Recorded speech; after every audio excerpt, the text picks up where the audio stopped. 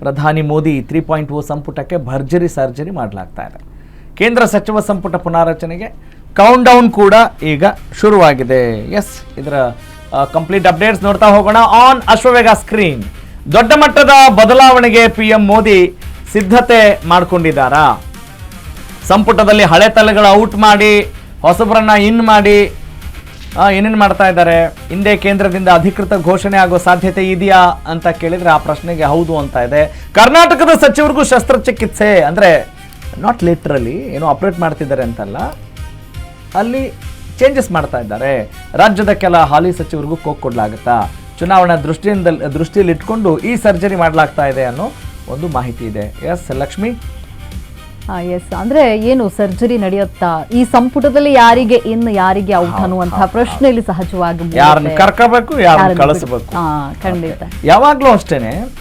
ಅದೇ ಮುಂಬರುವ ಚುನಾವಣೆ ದೃಷ್ಟಿ ಇರ್ಬೋದು, ಸದ್ಯದ ವಾಸ್ತವ ಸ್ಥಿತಿ ಇರ್ಬೋದು, ಎಲ್ಲವನ್ನ ಗಮನಿಸಿ ವಾಟ್ ಈಸ್ ದ ಸ್ಟೇಟಸ್ ಅನ್ನೋದನ್ನ ನೋಡಿಕೊಂಡು ಎಲ್ಲ ಸರ್ಕಾರಗಳು, ಅದು ಕೇಂದ್ರ ಸರ್ಕಾರ ಇರ್ಬೋದು, ರಾಜ್ಯ ಸರ್ಕಾರ ಇರ್ಬೋದು ಅಲ್ವೇ, ಎಲ್ಲರೂ ಕೂಡ ಮುಂದಿನ ಚುನಾವಣೆ ಮತ್ತು ಅವರ ಬೆಳವಣಿಗೆ, ಜನರ ಬದಲಾವಣೆ ಅನ್ನೋ ಹೆಸರು, ಜನರ ಬೆಳವಣಿಗೆ ಅನ್ನೋ ಹೆಸರಲ್ಲಿ ಏನೇನು ನಡೆಯುತ್ತೆ ನೋಡ್ತಾ ಹೋಗೋಣ. ಈ ಸರ್ಜರಿಗೆ ನಿಮ್ಗೆ ಒಪ್ಪಿಗೆ ಇದೆಯಾ? ಜನರನ್ನ ಕೇಳಬೇಕು, ಯಾರೆಲ್ಲ ಇರಬೇಕು ಅಂತ ನನ್ನ ಪ್ರಕಾರ. ಖಂಡಿತ ಯಾರು ಬೇಕು ಯಾರು ಬೇಡ ಅಂತ ಜನರು ಅಭಿಪ್ರಾಯವನ್ನ ಪಡೆದುಕೊಳ್ಬೇಕು. ಹೌದು, ಮತ್ತೆ ಏನಂತೀವಿ, ಇದು ಎಂತ ಪ್ರಭುತ್ವ ಇದು?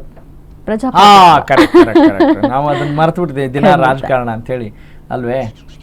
ಎಸ್, ಈಗ ಮತ್ತೊಂದು ಬದಲಾವಣೆಯ ಬಿರುಗಾಳಿ, ಅದಕ್ಕೆ ಸಂಬಂಧಪಟ್ಟಾಗ ಮತ್ತಷ್ಟು ಅಪ್ಡೇಟ್ಸ್ ಇದೆ. Let's have the screen. ಕೇಂದ್ರ ಬಿಜೆಪಿ ಸರ್ಕಾರದಲ್ಲಿ ಬದಲಾವಣೆಯ ಗಾಳಿ ಅಲ್ಲ, ಬಿರುಗಾಳಿ ಎದ್ದಂಗಿದೆ. ನಿಜ ಅಲ್ವಾ? 2029 ಚುನಾವಣೆಯ ಗೆಲುವಿಗೆ ಈಗಿನಿಂದಲೇ ತಯಾರಿ ನಡೀತಾ ಇರುವಂತದ್ದು. ಕರೆಕ್ಟ್. ನಾವು ಮಧ್ಯಾಹ್ನ 12 ಗಂಟೆ ಹೊತ್ತಿಗೆ ಅಧಿಕೃತವಾಗಿ ಈ ಬಗ್ಗೆ ಘೋಷಣೆ ಬರುವಂತಹ ಸಾಧ್ಯತೆ ಕಂಡು ಬರ್ತಾ ಇದೆ. ಸೋಮಣ್ಣ ಮತ್ತೆ ಶೋಭಾ ಅವರಿಗೆ ಮಂತ್ರಿಗಿರಿ ಕೈ ತಪ್ಪುವಂತಹ ಸಾಧ್ಯತೆ ಇದೆ ಅಂತ ಹೇಳಲಾಗ್ತಾ ಇದೆ. ಸೋಮಣ್ಣಗೆ ರಾಜ್ಯದಲ್ಲೇ ದೊಡ್ಡ ಜವಾಬ್ದಾರಿ ಕೊಡಬಹುದು ಅನ್ನೋ ಮಾಹಿತಿ ಇದೆ. ಅದೇನ್ ಜವಾಬ್ದಾರಿ ನೋಡೋಣ. ಇನ್ನೊಂದು ಕಡೆ HD ಕುಮಾರಸ್ವಾಮಿಗೂ ಕೂಡ ಇದು ವೆರಿ ಇಂಟ್ರೆಸ್ಟಿಂಗ್ ಅಂಡ್ ಶಾಕಿಂಗ್, ಅವರು ಕೂಡ ಕೋಕ್ ಕೊಡಬಹುದು ಅನ್ನುವಂಥದ್ದು. ಇನ್ನು ರಾಜ್ಯಕ್ಕೆ ಮರಳುವ ಲೆಕ್ಕಾಚಾರದಲ್ಲಿದ್ದಾರೆ HD ಕುಮಾರಸ್ವಾಮಿ ಅಂತ ಅಂದ್ರೆ ಈಗ ಕೇಂದ್ರ ಸಚಿವರಾಗಿದ್ದಾರಲ್ಲ, ಸೊ ರಾಜ್ಯದ ಏನೇ ಮಾಡಿದ್ರು ಗಮನ ಇಲ್ಲಿ ಇದ್ದೇ ಇರುತ್ತೆ. ಒಟ್ಟಿನಲ್ಲಿ ಹೊಸ ಮುಖಗಳಿಗೆ ಮಣೆ ಹಾಕ್ಬಹುದು. ಯುವಕರಿಗೆ ಮಂತ್ರಿಗಿರಿ ನೀಡೋಕೆ ಮೋದಿ ಮತ್ತು ಶಾ ಪ್ಲಾನ್ ಮಾಡ್ತಾ ಇದ್ದಾರಂತೆ. ಲಿಂಗಾಯತ, ಒಕ್ಕಲಿಗ, ದಲಿತ ಸಮುದಾಯಕ್ಕೆ ಒತ್ತು ಕೊಡ್ತಾರಂತೆ. ಎಲ್ಲಾ ಸಮುದಾಯಗಳಿಗೂ ಕೊಡ್ರಪ್ಪ. ಪ್ರಮುಖವಾಗಿ ಉತ್ತರ ಕರ್ನಾಟಕ ಮತ್ತು ಕರಾವಳಿಗೆ ಮಣೆ ಹಾಕ್ತಾರಂತೆ. ಇನ್ನು ಯುವ ಸಂಸದರಿಗೆ ರಾಜ್ಯ ಸಚಿವ ಸ್ಥಾನ, ಮಿನಿಸ್ಟರ್ ಆಫ್ ಸ್ಟೇಟ್ ಕೊಡೋ ಸಾಧ್ಯತೆ ಇದೆ ಅನ್ನೋ ಮಾಹಿತಿ ಇದೆ. ಏನ್ ಅನ್ಸುತ್ತೆ ಫ್ರಾಂಕ್ ಆಗಿ ಹೇಳಬೇಕು, ಇಷ್ಟು ದಿವಸ ನೀವು ಕೂಡ ಇಷ್ಟು ವರ್ಷಗಳ ಕಾಲ ನಿರೂಪಕರಾಗಿದ್ದೀರಿ.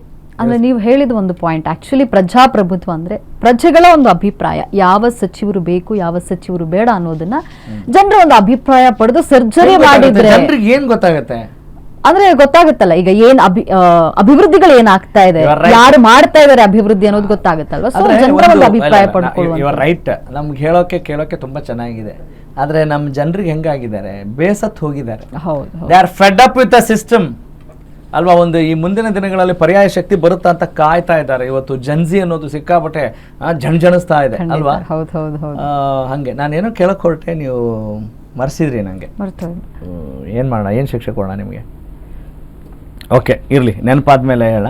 ನಂಗೆ ಮೊನ್ನೆ ಒಬ್ರು ಯಾರೋ ಹೇಳ್ತಾ ಇದ್ರು, ಏನು ಗೊತ್ತಾ, ನಿಮ್ ಮೆಮೊರಿ ಪವರ್ ತುಂಬಾ ಚೆನ್ನಾಗಿದೆ ಅಂತ ಹೇಳ್ತಾ ಇದ್ರು. ನಿಮ್ಗೆ ಅನ್ಸಿದ್ಯಾ? ಅನ್ಸಿದೆ, ಖಂಡಿತ ಅನ್ಸಿದೆ. ಹೌದಾ? ನಂಗೆ ಹೇಳ್ತಾ ಇದ್ರು, ಅವಾಗ ಹೇಳಿದೆ ನಾನು.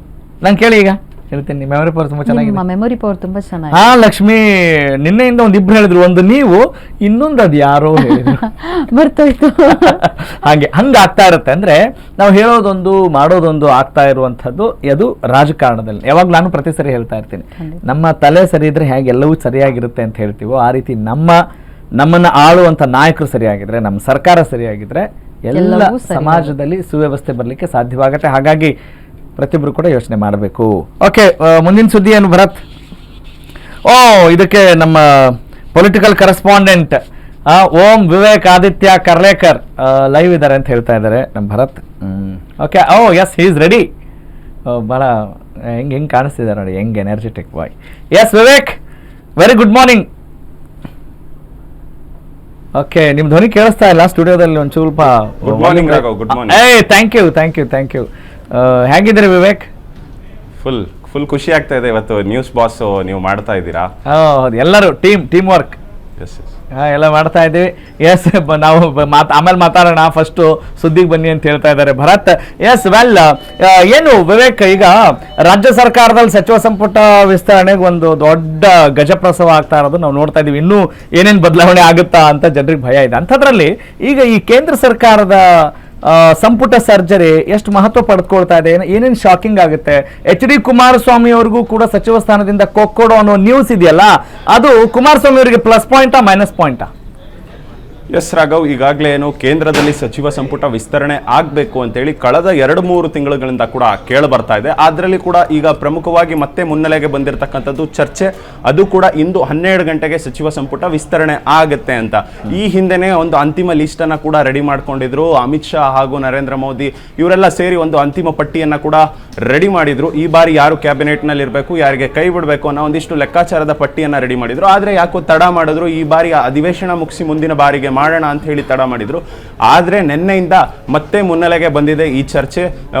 ಒಂದಿಷ್ಟು ಮೂಲ ಮಾಹಿತಿಗಳ ಪ್ರಕಾರ ಇವತ್ತು 12 ಗಂಟೆಗೆ ಸಚಿವ ಸಂಪುಟ ವಿಸ್ತರಣೆ ಆಗುತ್ತೆ ಕೇಂದ್ರದಲ್ಲಿ ಅನ್ನೋ ಮಾಹಿತಿಗಳು ಲಭ್ಯವಾಗ್ತಿದೆ. ಆದ್ರೆ ನಿಜಕ್ಕೂ ಕೂಡ ಅದಾದಲ್ಲಿ ನಮ್ಮ ಕರ್ನಾಟಕಕ್ಕೆ ಏನು ಚೇಂಜಸ್ ಆಗುತ್ತೆ ಅಂತ ನೋಡ್ತಾ ಹೋದ್ರೆ, ಒಂದು ಕಡೆ ಪ್ರಹ್ಲಾದ್ ಜೋಶಿ ಒಂದು ಪ್ರಬಲ ಖಾತೆಗಳನ್ನ ಹೊಂದಿರತಕ್ಕಂಥವ್ರು, ಜೊತೆಗೆ ಮೊನ್ನೆ ಧರ್ಮೇಂದ್ರ ಪ್ರಧಾನ್ ಅವರು ರಾಜೀನಾಮೆ ಕೊಟ್ಟ ಬಳಿಕ ಅವರ ಖಾತೆ ಕೂಡ ಪ್ರಹ್ಲಾದ್ ಜೋಶಿ ಅವರಿಗೆ ಕೊಟ್ಟಿರತಕ್ಕಂಥದ್ದು. ಹೀಗಾಗಿ ಅವರು ಈಗಾಗಲೇ ಪ್ರಬಲವಾಗಿ ಇರ್ತಕ್ಕಂಥ, ಹಾಗಾಗಿ ಅವರನ್ನ ಅದೇ ರೀತಿಯಾಗಿ ಮುಂದುವರಿಸಲಾಗುತ್ತೆ ಅಂತ ಕೇಳಿ ಬರ್ತಾ ಇದೆ. ಜೊತೆಗೆ ಕುಮಾರಸ್ವಾಮಿ ಅವರು ಕೂಡ ಅಷ್ಟೇ ಬೃಹತ್ ಕೈಗಾರಿಕಾ ಖಾತೆಯನ್ನ ಹೊಂದಿರತಕ್ಕಂಥವ್ರು. ಅವರು ಕೂಡ NDA ಒಂದು ಪಾರ್ಟ್ ಆಗಿರ್ತಕ್ಕಂಥವ್ರು. ಅವರು ಕೂಡ ಈಗಾಗಲೇ ಮೈತ್ರಿಯ ಭಾಗದಲ್ಲಿ ಒಂದು ಸಚಿವ ಸ್ಥಾನವನ್ನು ಹೊಂದಿರತಕ್ಕಂಥವ್ರು. ಅವ್ರೇನ್ ಹೇಳ್ತಾ ಇದ್ದಾರೆ ಅಂದ್ರೆ, ಮುಂದಿನ ಬಾರಿ ಚುನಾವಣೆಗೆ ಪ್ಲಸ್ ಆಗುತ್ತೆ, ನಾನು ವಾಪಸ್ ಹೋದ್ರೆ ರಾಜ್ಯಕ್ಕೆ ಅನ್ನೋ ಒಂದಿಷ್ಟು ಚರ್ಚೆಗಳು ಕೂಡ ನಡೀತಾ ಇದೆ. ಒಂದು ವೇಳೆ ಅದೇನನ್ನು ನಡೆದಲ್ಲಿ ಕುಮಾರಸ್ವಾಮಿ ಅವರು ರಾಜ್ಯಕ್ಕೆ ಬಂದಂತಹ ಸಂದರ್ಭದಲ್ಲಿ ಸಚಿವ ಸ್ಥಾನಮಾನವನ್ನು ಬಿಟ್ಕೊಡ್ಲೇಬೇಕಾಗುತ್ತೆ. ಯಾಕಂದ್ರೆ ಅವರು ರಾಜ್ಯದಲ್ಲಿ ಪ್ರವಾಸ ಮಾಡಬೇಕಾಗಿರುತ್ತೆ. ಆ ನಿಟ್ಟಿನಲ್ಲಿ ಆ ಒಂದು ಲೆಕ್ಕಾಚಾರ ನಡೀತಾ ಇದೆ. ಆದ್ರೆ ಯಾವುದೇ ಕಾರಣಕ್ಕೂ ಕೂಡ ಅಷ್ಟೇ ಬಿಜೆಪಿಯ ಹೈಕಮಾಂಡ್ ಕುಮಾರಸ್ವಾಮಿ ಅವರನ್ನ ಅವರೇ ತೆಗೆಯುವಂಥದ್ದು ಎಲ್ಲೂ ಕೂಡ ಸಾಧ್ಯ ಇಲ್ಲ. ಯಾಕಂದ್ರೆ ಮೈತ್ರಿಯಿಂದಾನೇ ಸಾಕಷ್ಟು ಸ್ಥಾನಗಳನ್ನ, ಸಂಸದರ ಸ್ಥಾನಗಳನ್ನ ಇಲ್ಲಿಂದ ಬಿಜೆಪಿಗೆ ಸಿಕ್ಕಿರ್ತಕ್ಕಂಥದ್ದು.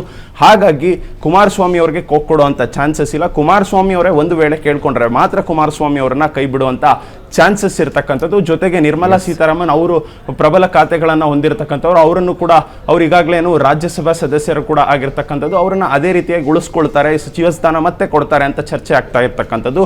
ಜೊತೆಗೆ MOS ಮಿನಿಸ್ಟರ್ ಆಫ್ ಸ್ಟೇಟ್ ಕೊಟ್ಟಿರ್ತಕ್ಕಂಥದ್ದು ಶೋಭಾ ಕರಂದ್ಲಾಜೆ ಒಂದು, ಮತ್ತೊಂದು ಕಡೆ ವಿ ಸೋಮಣ್ಣ ಅವರಿಗೆ, ಇವರಿಬ್ಬರಿಗೆ ಕೊಟ್ಟಿರ್ತಕ್ಕಂಥದ್ದು. ಅವರಿಬ್ಬರನ್ನ ಕೂಡ ಅಷ್ಟೇ ಚೇಂಜಸ್ ಮಾಡಲಾಗುತ್ತೆ ಅನ್ನೋದು ಮಾಹಿತಿ ಸದ್ಯದ ಮಟ್ಟಿಗೆ ಲಭ್ಯವಾಗ್ತಾ ಇರೋದು. ಒಂದು ಕಡೆ ಸೋಮಣ್ಣ ಅವರಿಗೆ ಅಲ್ಲಿಂದ ರಾಜ್ಯಕ್ಕೆ ಕಳಿಸಿದರೆ ರಾಜ್ಯದಲ್ಲಿ ಬಿಜೆಪಿಯಲ್ಲಿ ಒಂದು ದೊಡ್ಡ ಹುದ್ದೆಯನ್ನ ಕೊಡ್ತಾರೆ, ಜವಾಬ್ದಾರಿ ಹುದ್ದೆಯನ್ನ ಕೊಡ್ತಾರೆ ಅನ್ನೋದು ಕೂಡ ಒಂದಿಷ್ಟು ಚರ್ಚೆಗಳು ಆಗ್ತಾ ಇದೆ. ಜೊತೆಗೆ ಶೋಭಾ ಕರಂದ್ಲಾಜೆ ಅವ್ರಿಗೂ ಸೇಮ್ ಆಸ್ ರಾಜ್ಯದಲ್ಲಿ ಏನಾದರೂ ಹುದ್ದೆಯನ್ನ ಕೊಡ್ತಾರೆ ಅನ್ನೋದು ಚರ್ಚೆ ಆಗ್ತಾ ಇರ್ತಕ್ಕಂಥದ್ದು. ಒಂದು ವೇಳೆ ಇವರಿಬ್ಬರನ್ನ ಕಳಿಸಿದರೆ ಯಾರನ್ನ ಇನ್ನು ಮಾಡ್ಕೊಳ್ತಾರೆ ಅಂತ ನೋಡ್ತಾ ಹೋದ್ರೆ BY ರಾಘವೇಂದ್ರ ಅವರ ಹೆಸರು ಕೂಡ ಕೇಳಿ ಬರ್ತಾ ಇರ್ತಕ್ಕಂಥದ್ದು. ಈಗಾಗಲೇನು ಬಿಜೆಪಿ ರಾಜ್ಯಾಧ್ಯಕ್ಷ BY ವಿಜೇಂದ್ರ ಅವರ ಅಣ್ಣ ಆಗಿರ್ತಕ್ಕಂಥ ರಾಘವೇಂದ್ರ ಅವರು ಸಂಸದರಾಗಿದ್ದಾರೆ. ಅವರು ಕೂಡ 3-4 ಬಾರಿ ಗೆದ್ದಿರ್ತಕ್ಕಂಥವ್ರು. ಹಾಗಾಗಿ ಅವರನ್ನ ಕೂಡ MOS ಕೊಡುವಂತ ಚಾನ್ಸಸ್ ಹೆಚ್ಚಿದೆ. ಜೊತೆಗೆ PC ಗದ್ದಿಗೌಡರ್ ಅವ್ರಿಗೂ ಕೂಡ MOS ಕೊಡುವಂತ ಚಾನ್ಸಸ್ ಇದೆ. ಒಂದು ಕಡೆ ಉತ್ತರ ಕರ್ನಾಟಕ ಭಾಗಕ್ಕೂ ಕೂಡ ಕೊಟ್ಟಂತೆ ಆಗುತ್ತೆ. ಮುಂದಿನ ಬಾರಿ 2028 ಸಾರ್ವತ್ರಿಕ ಚುನಾವಣೆ ರಾಜ್ಯದಲ್ಲಿ ನಡಿಬೇಕಾದ್ರೆ ಅದಕ್ಕೆ ಪ್ಲಸ್ ಆಗುತ್ತೆ ಅನ್ನೋ ಲೆಕ್ಕಾಚಾರದಲ್ಲಿ ಉತ್ತರ ಕರ್ನಾಟಕ ಭಾಗಕ್ಕೆ ಏನಾದ್ರು ಕೊಡ್ಬೋದು. ಇಲ್ಲದೆ ಹೋದರೆ ಜಗದೀಶ್ ಶೆಟ್ಟರ್ ಅವ್ರಿಗೂ ಕೊಡುವಂತ ಚಾನ್ಸಸ್ ಇದೆ. ಮಾಜಿ ಮುಖ್ಯಮಂತ್ರಿ ಆದ ಒಂದು ಪ್ರಬಲವಾಗಿರ್ತಕ್ಕಂಥವ್ರು. ಈ ನಿಟ್ಟಿನಲ್ಲಿ ಒಂದಿಷ್ಟು ಕ್ಯಾಲ್ಕುಲೇಷನ್ಸ್ ಕೂಡ ಬಿಜೆಪಿ ಹೈಕಮಾಂಡ್ ಇಟ್ಟುಕೊಂಡಿರತಕ್ಕಂಥದ್ದು.